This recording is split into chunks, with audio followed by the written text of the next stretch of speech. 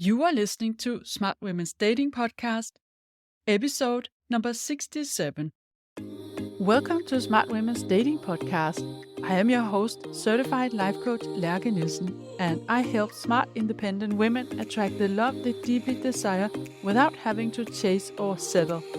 This podcast will give you the mindset tools and insights you need to finally crack the code to your love life. Are you ready? Then let's go.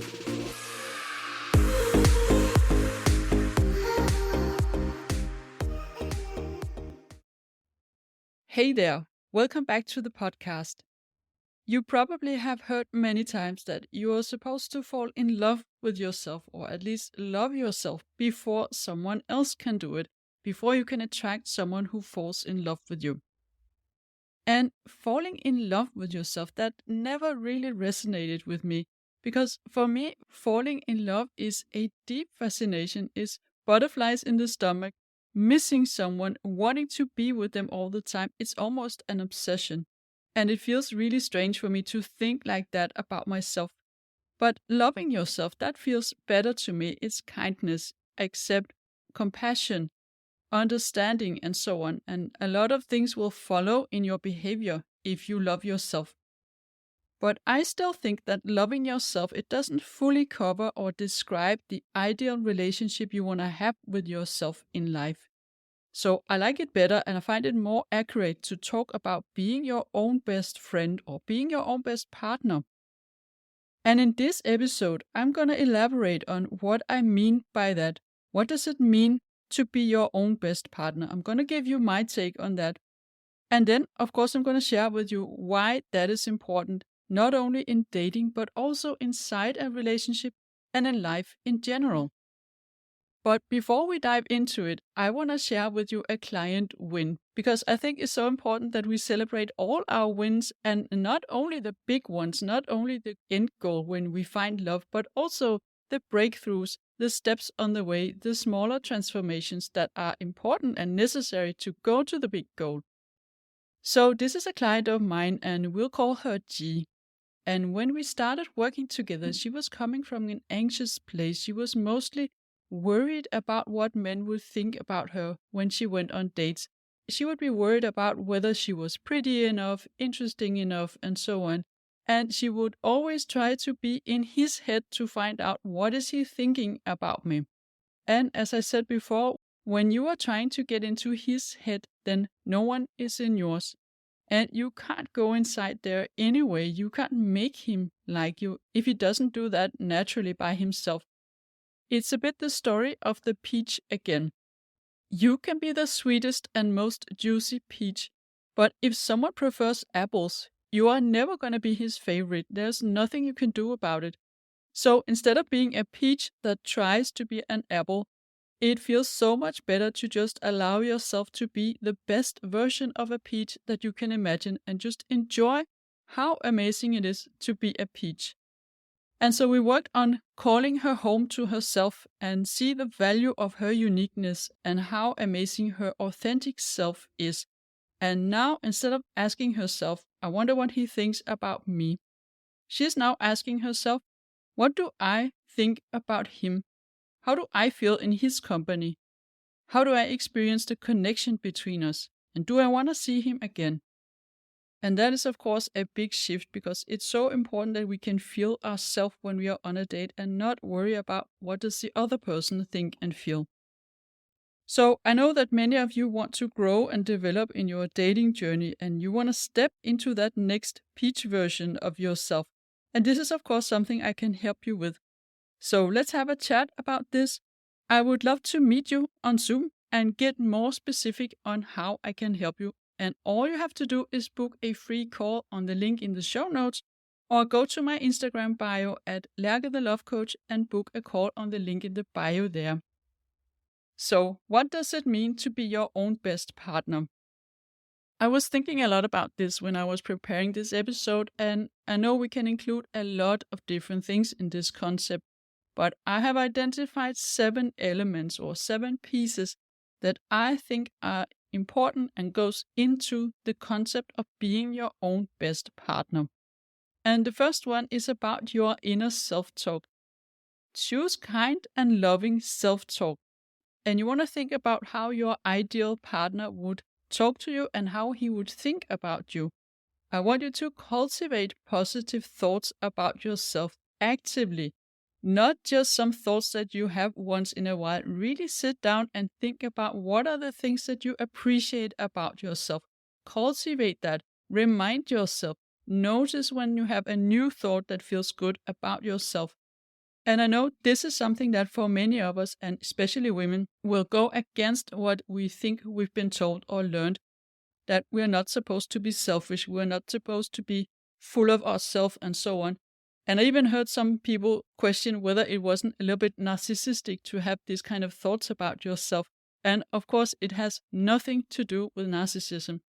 And it's also not particularly selfish to have positive thoughts about yourself, because you can also cultivate positive thoughts about other people if you want. This is not about putting yourself in a superior position. It is just about choosing to lean to the positive sides, see the qualities you have, allow yourself to feel proud of yourself and celebrate yourself. Give more airtime to positive and kind thoughts about yourself than what you do to the criticizing or negative or not enough thoughts. Because here's the thing that I think a lot of us get wrong until we learn about it. And that is that self-love is a choice. It is not something you wake up with one day or that suddenly drops down from the sky. It is choosing to notice what you like about yourself and consistently choosing to give that more space in your brain. Focus more on that and keep noticing it every single day. When you have negative thoughts about yourself, you just notice that. You just observe, okay, I had a negative thought then. And then you redirect your brain to the loving thoughts. Almost like you imagine you have a dog, you go for a walk with your dog, and the dog is sniffing everywhere and going down all kinds of paths, and you gently pull it back to the track. You gently pull it back. Here, we're going this way now. And it just feels better when you think positive thoughts about yourself. And there's an amazing side effect of that, and that is when you become better at having positive thoughts and loving thoughts about yourself, you also become better at having this kind of thoughts about others. You expand your capacity to love. And as you know, love just feels better than criticism and judgment and negativity. So this is in all a win-win situation for everyone around you and yourself. Now, does that mean then that you always have to be just super positive no matter what happens, and even if you do things that you are not proud of? Of course not. And this leads me to point number 2. Have your own back in difficult situations. Like if you screw up something or you don't know how to respond in a situation and you choose something that afterwards you regret, or you see that there was a better way to react, you wish you would have done something differently. I often say that one of the most frequent sorts of domestic violence is the violence we do against ourselves inside our brains. It is the self-beating, the self-judging, the self-shaming that we do when we realize we either made a mistake or didn't do well enough or could have done better. And we think that this is very necessary. We think that we need this in order to work harder or become better at something, do better, or make more of an effort next time. But that in reality just makes us feel horrible and fear the next time we'll get beaten up by our inner critic. And this will, of course, eventually lead us to not dare to put ourselves out there, take chances, try new things, or challenge ourselves because we are so afraid of our own judgment. Now, this has got to stop. It is completely unnecessary and it doesn't serve you. You don't perform better or react better next time when you trash talk yourself. It's actually the contrary. Think about if you want to teach a child to ride a bike and the child tries to ride the bike and then they fall down. In this situation, what do you think will make the child learn better and faster? You yelling at them and telling them it wasn't good enough and you have to do better next time? Or you lovingly and kindly encouraging the child to get back on the bike and try again? Here you also want to imagine what your ideal partner would say. Of course, he would tell you that it's not a big deal, you want to see the bigger picture, and he would encourage you to keep going and maybe learn something from the situation. And this is how you want to speak to yourself. Get curious, try to understand what happened and your own reaction and what you can learn if there is a learning to take. You do not, under any circumstances, beat yourself up if a date didn't go well or if you feel responsible for something that didn't go the way you wanted it to, or if someone is rejecting you after you've been dating him for a while. Do not judge or shame yourself here. Support yourself. Speak kindly to yourself. Give yourself understanding and compassion, and see if there's a learning to take. And just as a small hint, I can say the learning will never be I wasn't good enough or I wasn't interesting enough. It's maybe more something like there were some signs that we were not compatible and that I chose to ignore. Or I wasn't fully myself. I was trying too hard to impress this man and I want to change that moving forward. I want to practice just being myself. And so on. And we can have situations where we admit to ourselves that I wasn't really proud of my own way of reacting here and I want to work on this moving forward. We can have that without shaming ourselves, without judging ourselves, but just looking at it as a learning experience. Always come from the mindset of being kind to yourself like your ideal partner and then take responsibility for whatever happened and move on. So number 3 in how to be your own best partner is listen to your gut and honor your boundaries. Now, this is especially difficult with people we love or like and we want to have a good connection with. But these are also the people where it's most important to do that, because it's often the people that are closest to us who need to know our boundaries the most. And so to be able to do this, you've got to start by working on your mindset around boundaries and what it really means to set a boundary and why you are holding yourself back from this. And here you actually have to be willing to disappoint someone that you like or love sometimes. And you have to be willing to choose yourself over others sometimes, which again can trigger all the thoughts about selfishness and so on. But in the end, this is what's going to help you create a long-term emotional well-being that will be for the best for everyone, not only you, but also the people close to you. And most responsible adult people actually will react with respecting you more and feeling more safe around you when you know how to state a boundary. Your ideal partner would totally want you to speak up. He would not want you to ignore your gut feeling or go against yourself for his sake. He would want you to say clearly what you are a no to, so he can trust your yeses. And if you want to learn more about boundaries and why they are important and get some ideas on how you can state a boundary, then go and listen to episode 8. That's an episode where I talk about people pleasing and boundaries. Number 4 in being your own best partner is to be able to emotionally regulate. What does that mean? That means allowing yourself to be open to experiencing all the emotions of human life without judging them or without pushing them away. And in dating, that means allow yourself to feel sad when something ends or disappointed when a man doesn't show up the way you want him to or you were hoping for him to do. Allow yourself to sit with that feeling and acknowledge that you have it and that it's okay to feel.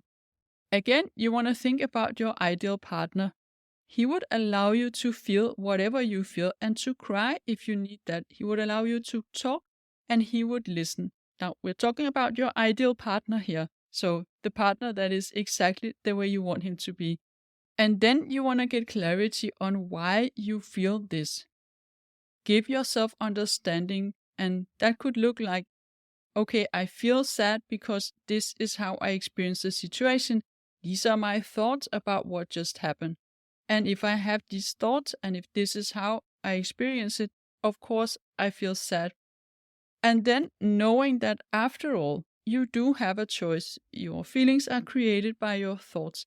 And even if the thought you had just a moment ago felt right in that moment and that was your perception of the situation, you still don't have to stay in this thought. You can decide what you want to do now. You can decide to choose a new thought and move forward. And you will do this coming from a calm mind of someone that was given permission to feel and who was listened to, and who now is ready to decide what is best for herself.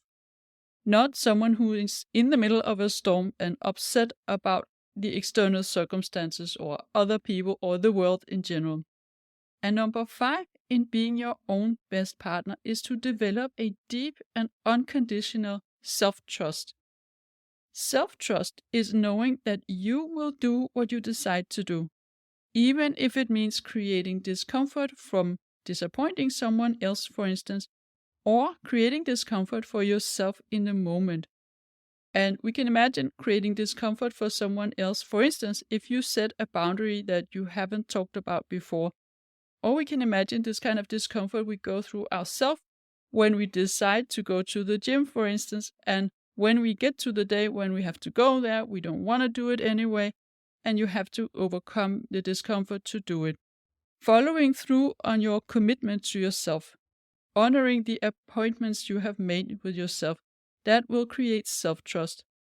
And when you think about it, you can wonder, why is it even a thing? We decide on doing something and then we just don't want to do it when the time comes. And it's of course because we have opposite poles. We might have decided that we're going to go to the gym and then we feel tempted to skip it when the day comes. Or we might have decided on a certain boundary and it doesn't feel good to cross that boundary, but then when we see other people and how eager they are to do something, we feel tempted to ignore that. We feel tempted to take their wants into consideration and ignore our own boundaries. So developing a deep and unconditional self-trust, that begins with your mindset, just like with the boundaries. It begins with being willing to have other people feel disappointed with you or have negative reactions, and also being willing to feel discomfort yourself for following through on a commitment you have made with yourself. And you want to, of course, with your ideal partner, have this deep trust. But the deep trust is something that takes a bit of time to grow. It takes time to develop. And the same goes for the trust you build with yourself. Deep and unconditional self-trust is a muscle that you can train and develop over time. And I'm going to give you a little exercise to do that if you want to try this out. It's a 30 days self-commitment exercise. And basically what you do is you choose a small task that you want to do every single day for 30 days. Just a small thing that's going to take you 10 to 15 minutes every single day. Something that is realistic and that you just have to commit to. You just have to do it every day. So that could be, for instance, a certain exercise, or do some journaling every day in the morning. Read a book that you've been wanting to read for a long time, but where you told yourself you didn't have the time. Meditate, or write a message to someone you haven't seen in a long time. Or go on a dating app. 10 to 15 minutes every day. And so the idea is that you track every day you do it. You keep track of whether you are actually following through on that commitment. And by the end of the 30 days, when you follow through on this, you have grown your self-trust. So it's a very simple exercise that you can try. And once you have grown your self-trust, you can use this in other areas of life as well. Number 6 in being your own best partner is take care of your needs and wants on a daily basis. Like your ideal partner would want you to be happy and live an exciting and fulfilling life, you want to be responsible for creating this fulfilling and exciting life yourself. And it's not only a question of having a fun and exciting career or a business. It's also about finding out what brings you joy in general in life and go and do that. Have some hobbies or a passion. Do some sports or cultivate whatever interest you have. Also, you want to have an interesting friend circle and continue meeting new people. And then you want to challenge yourself. You want to try new things and continue learning new things. You get to take care of all this and create exactly the life that you want. And if you are not sure what to put into this life and you feel your life is basically just career and obligations, then get curious. Look at it as a project. See it as an adventure. try a lot of different things and see what feels good to you, what feels inspiring and motivating. What do you want to do and what do you want to learn more about? What do you want to spend more time on? And it is never too late to find a new passion. I know several people who have discovered their passion of life after being retired. Number 7 in being your own best partner is to take your long-term dreams seriously. When you imagine telling your ideal partner about a dream that you have, such as traveling the world, building your own business, buying a ground and building a tiny house, for instance.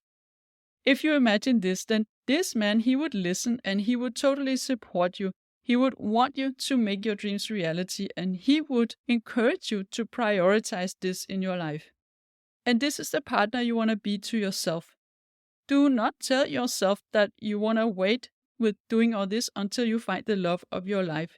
Do not put your big and long-term dreams on hold until he shows up.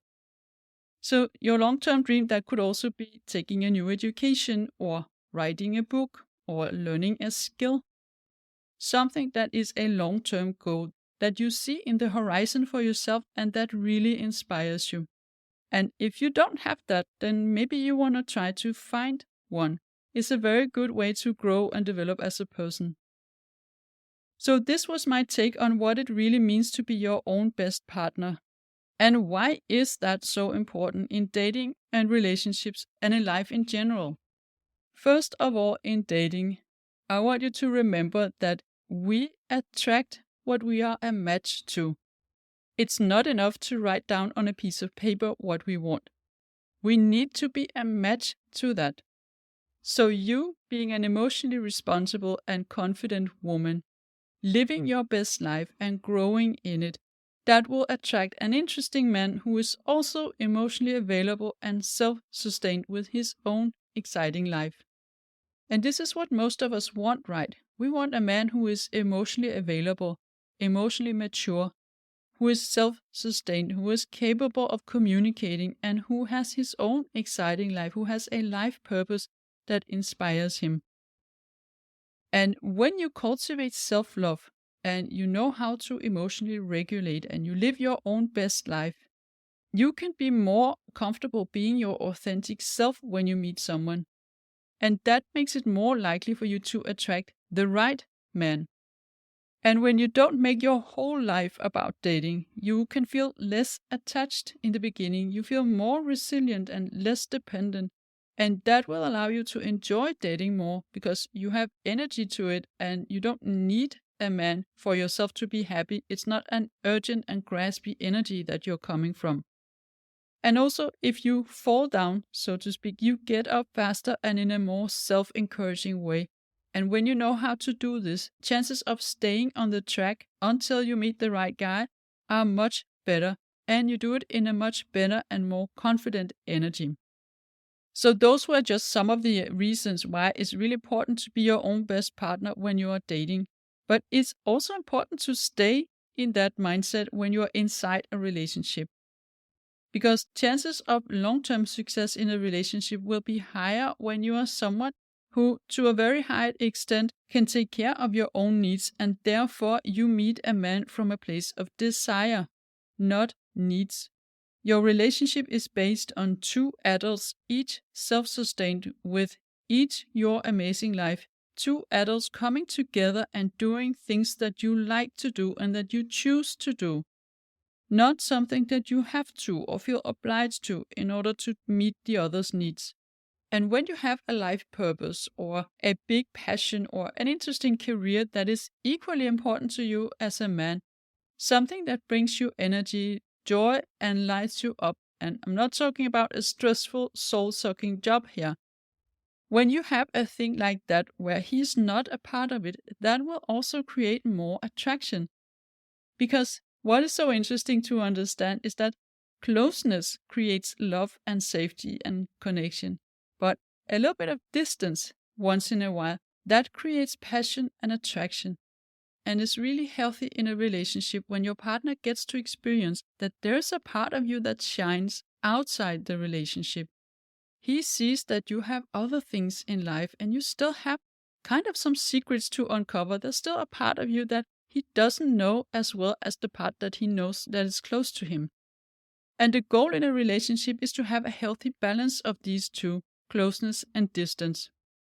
Also, when you know how to emotionally regulate, you also will become better at communicating.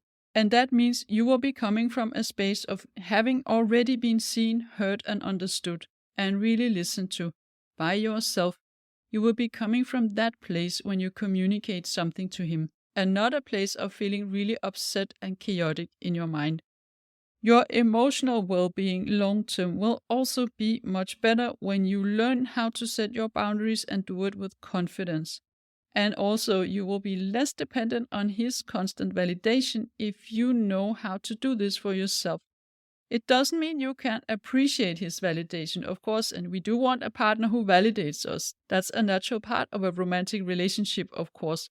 You do want to receive that, you want to appreciate that, but you don't want to be in a constant need for that. And then for life in general, why is it important to be your own best partner?